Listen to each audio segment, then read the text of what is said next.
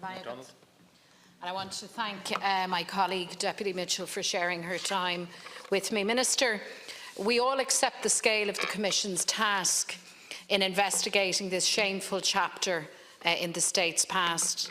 The need to investigate Ireland's mother and baby homes and the provision of redress to survivors has been debated in this chamber for the last 15 years.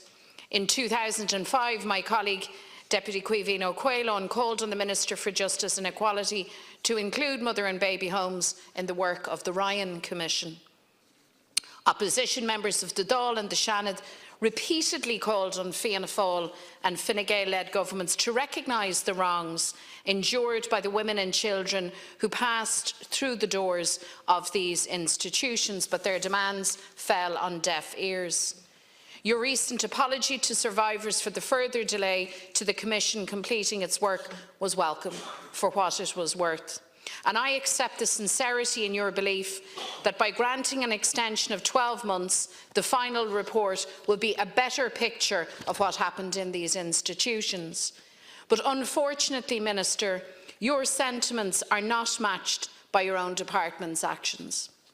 I was very alarmed to learn that it took 2 full years for your department and the Department of Health to hand over the first tranche of discovery to the Commission. Even after such an inexplicable delay, the materials provided by both departments was just a tenth of the documentation that was to follow over the next year and a half. As late as November of last year, the Commission was informed of many thousands of pages of discovery yet to be handed over. Now that's bad, but the HSE fared even worse. It's not been able to provide documentation of its involvement in institutions from as recent, as Denise has said, as 2006. The 4th interim report tells us that the Commission is dismayed that so little relevant documentation has been found by the HSE. It also reveals that the HSE doesn't have any system for storing or archiving material. And how can it be, Minister, that any state agency in Ireland in 2019 does not have an archiving policy and procedure embedded at all levels of its administrative functions? I have to tell you, Ceann Comhairle, as an aside, it's highly reminiscent of the behaviour of state authorities north of the border that seek to hide information from families seeking the truth in terms of legacy inquests and events in the past. So,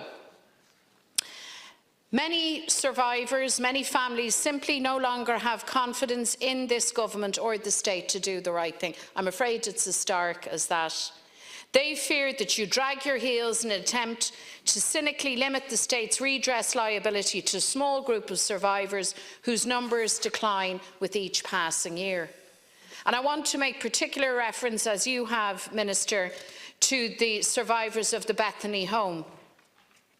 Detailed research, as you know, undertaken by Dr. Neil Meehan on behalf of the survivors provides a catalogue of state culpability dating as far back as 1939.